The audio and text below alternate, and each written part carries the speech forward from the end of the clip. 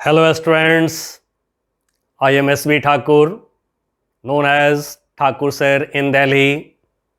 अपना channel physics by Thakur sir.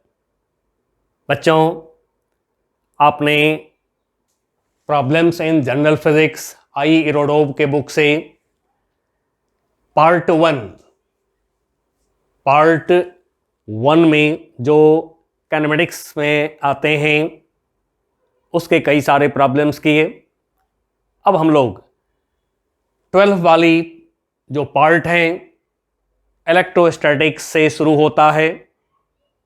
ये हमारे इरोडोव के बुक में पार्ट 3 में स्टार्ट हुआ है।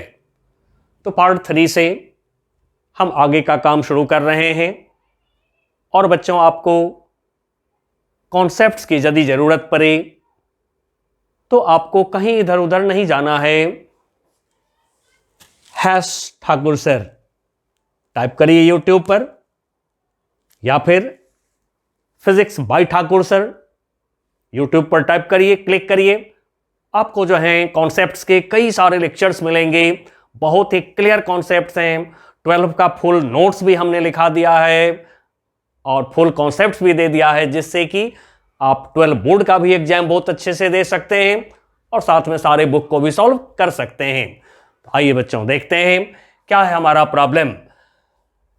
प्रॉब्लम है first problem 3.1, calculate the ratio of the electrostatic to gravitational interaction forces between two electrons between two protons. फिर आगे है at what value of the specific charge Q by m of a particle would these forces become equal inside bracket in their absolute values bracket close in the case of interaction of identical particles। तो चलिए हम निकालते हैं पहले to electrons के बीच solution.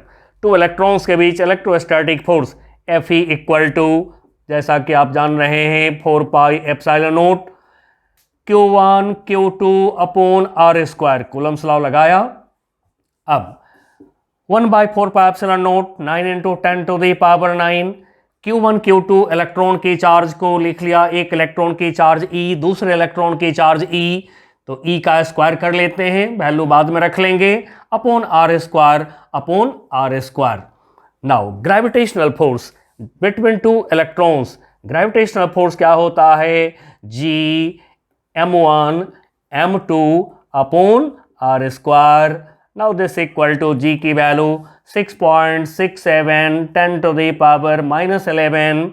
m1 m2, one electron की mass को m ले लें, दूसरे इलेक्ट्रॉन की मास को m ले लें, तो m इंटू m स्क्वायर हो जाएंगी, अपॉन आर स्क्वायर हो गया। न्यूमेरिकल वैल्यू बाद में रख लेते हैं। चलिए, इस तरह से आराम से आप प्रॉब्लम करेंगे, सारे प्रॉब्लम आपसे सॉल्व होगा। ठीक है, और कॉन्सेप्ट्स की जरूरत पड़े तो बता दिया हूं, आप वहां से कॉन्सेप्ट लीजिए और करिए। जितना बुक करना हो सभी बुक कर सकते हैं। एनसीईआरटी की फुल सॉल्यूशन मैंने दे दिया हुआ है यूट्यूब के ऊपर, वहां से भी आप देख सकते हैं कई सारे प्रॉब्लम्स, क्योंकि एनसीईआरटी तो सबसे पहला बुक है हमारा, गॉडफादर बुक बोलते हैं एनसीईआरटी को लोग। चलिए, तो ये अब हम रेशियो कर रहे हैं, तो Fe अपॉन Fg। नाउ सबसे पहले आर स्क्वायर कैंसिल हो जाएंगे, डिवाइड करेंगे तो बचेगा क्या? 9 into 10 to the power 9। E electron की charge 1.6 10 to the power -19 coulomb electron की चार्ज, स्क्वायर है, स्क्वायर कर लिया। Now divided by 6.67 into 10 to the power -11 m mass of electron का स्क्वायर 9.1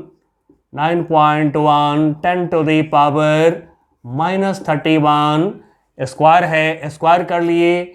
अब बच्चों, जैसा कि सॉल्यूशन की बात है तो हमेशा क्या करना चाहिए? डिजिट्स को एक जगह करिए, 10 की पावर एक जगह करिए, बहुत आराम से सॉल्यूशन होता है।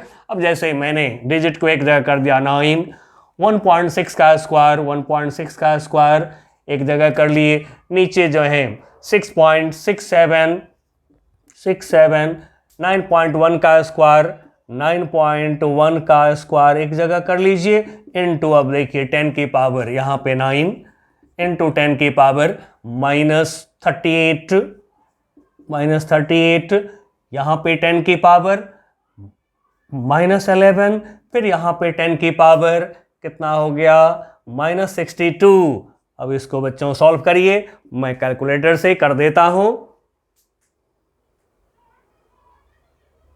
चलिए 4.17 आ रहा है, 4.17 10 टू द पावर 42।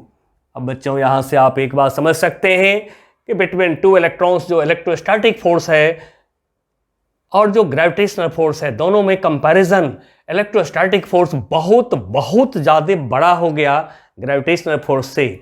अब आइए प्रोटॉन के बीच में, फिर यही काम हमें करना है बिटवीन टू प्रोटॉन्स। तो टू प्रोटॉन्स के बीच में निकालिए फिर gravitational force, electrostatic force and दोनों का रेशियो करिए। ठीक है, इसी तरह से आगे भी प्रॉब्लम्स हैं। ये नहीं है कि प्रॉब्लम कोई मुश्किल होता है, कोई प्रॉब्लम मुश्किल नहीं होता है। कॉन्सेप्ट यदि क्लियर है तो प्रॉब्लम मुश्किल नहीं होता है। तो उसके लिए आप जाइए यूट्यूब पर, देखिए मेरे वीडियोस को, आपके सारे कॉन्सेप्ट क्लियर हो जाएंगे, प्रॉब्लम सारे सॉल्व होंगे एक तरफ से। आइए हम लेते हैं टू प्रोटॉन्स के बीच इलेक्ट्रोस्टैटिक फोर्स। पहले electrostatic force between two protons. अब मैं इसको FE डैश कर दे रहा हूं पहचानने के लिए। नाउ फिर वही फॉर्मूला रहेगा 1/4 पाई एप्सिलॉन नॉट। एक प्रोटॉन के चार्ज Q1, दूसरे प्रोटॉन के चार्ज Q2, प्रोटॉन के चार्ज को भी E से ही डिनोट करते हैं, upon distance square R square. Now this is 9 into 10 to the power 9 E का स्क्वायर, जैसा कि अभी अभी लिखे 1.6 10 टू द पावर -19 का स्क्वायर कर लिए। और ग्रेविटेशनल फोर्स में भी R स्क्वायर आवेगा तो कैंसिल हो जाएगा जैसे अभी हो गया था।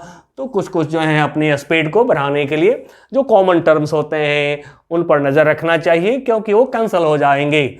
Now gravitational force between two protons, this equal to formula वही G, एक मास प्रोटॉन का M, दूसरे मास प्रोटॉन का, दूसरे प्रोटॉन का मास भी M ही होगा, mass of two protons upon distance between them का square R square. 6.67 10 to the power -11 M square. Proton की मास 1.67 10 टू द पावर -27 का स्क्वायर हो गया, डिवाइडेड बाय R स्क्वायर। अब देखिए दोनों को डिवाइड कर, इसको भी FG डैश कर देता हूं। ठीक है, प्रोटॉन के बीच की फोर्स, इलेक्ट्रॉन के बीच हम लोग FG ले लिए हैं, प्रोटॉन के बीच में नाम बदल दिया पहचानने के लिए थोड़ा सा। ना दोनों का रेशियो करिए, तो FE dash FG dash equal to R square cancel. फिर उसी तरह से डिजिट्स एक जगह इकट्ठा कर रहे हैं, 9 इंटू 1.6 का स्क्वायर एक जगह कर लिए, डिवाइडेड बाई नीचे 6.67 1.67 का स्क्वायर, 1.67 का स्क्वायर इंटू 10 की पावर, अब एक जगह करते हैं, दोनों का प्रोडक्ट कर रहे हैं तो 10 की पावर 9 इंटू 10 की पावर -38, फिर नीचे 10 की power -11 into 10 to the power -27 into 2 54 -54। अब बच्चों फिर उसी तरह से इसको कैलकुलेट कर दीजिए और थोड़ा सा राउंड ऑफ कर देंगे। ठीक है ना, तो मैं देख देता हूं कैलकुलेट करके। ये राउंड ऑफ करने पर approx 1 into 10 to the power ये 36 आ रहे हैं। यहां भी हम लोग एक भी फील कर सकते हैं कि जो इलेक्ट्रोस्टैटिक फोर्स है बहुत बड़ा है ग्रेविटेशनल फोर्स से। अब आगे हमसे जो मांगा गया था Q/M, charge by mass ratio, जब ग्रेविटेशनल फोर्स और इलेक्ट्रिक फोर्स दोनों इक्वल हो जाएंगे। ठीक है, चाहे इलेक्ट्रॉन के लिए आप ले लें या प्रोटॉन के लिए आप ले लीजिए, दोनों में से किसी का भी ले लीजिए और देखिए कि क्या आता है Q/M, कोई एक पार्टिकल लेकर के और जांच कर लीजिए। तो चलिए हम लेते हैं, इलेक्ट्रॉन को ले रहे हैं। फॉर इलेक्ट्रॉन ग्रेविटेशनल फोर्स और इलेक्ट्रोस्टैटिक फोर्स दोनों को इक्वल करेंगे तो FE electrostatic force equal to FG gravitational force, जो अभी लिखे हैं वही लिख रहे हैं, 1/4 पाई एप्सिलॉन नॉट एक इलेक्ट्रॉन का चार्ज ई, दूसरे इलेक्ट्रॉन का चार्ज ई, Q1 Q2 कूलम्स लॉ लगा रहे हैं, एक इलेक्ट्रॉन का चार्ज दूसरे इलेक्ट्रॉन का charge upon distance square, gravitational force between two electrons फिर से लिख रहे हैं जो ऊपर लिखे हैं। नाउ दिस इज जी, एक इलेक्ट्रॉन का मास m, दूसरे इलेक्ट्रॉन का मास m, अपॉन दोनों के बीच के डिस्टेंस का स्क्वायर। अब ये कैंसिल हो गया यहां से। नाउ 1/4 पाई एप्सिलॉन नोट, इसको ऐसे ही अब रहने दें हम लोग, ठीक है, E इंटू ई स्क्वायर, ठीक है। लेकिन हम लोग यहाँ पर अब क्या करेंगे कि इसके जगह पर Q यूज कर लेते हैं, ठीक है। Q बाई एम प्रॉब्लम में बोला गया है तो इसके जगह पर Q यूज कर लीजिए, तो ये हो गया Q स्क्वायर, चार्ज का स्क्वायर। उसी तरह से G M into M square, अब Q square by M square कर लें, Q square by M square कर लीजिए और देखिए कितना आता है। Now this will be equal to G 4 pi epsilon naught into G 4 pi epsilon naught into G। अब रूट ले लेते हैं तो Q by M, charge by mass ratio, under root of 4 pi epsilon naught into G। अब सबकी value रख लीजिए तो फिर कितना होगा, 4 पाई की वैल्यू 3.14 रख लिया, एप्सिलॉन नोट की वैल्यू जो हमें दिए गए हैं 8.854, 10 to the power -12, and G की वैल्यू फिर वहीं 6.67 into 10 to the power -11। Now इसको बच्चों कैलकुलेट करिए और देखिए कितना आता है, ठीक है। कैलकुलेट करके देखते हैं कितना आ रहा है, 0.86 इंटू 10 टू द पावर 10, और यूनिट क्या होगा, चार्ज बाय मास का ratio coulomb per KG, coulomb per KG, ठीक है बच्चों।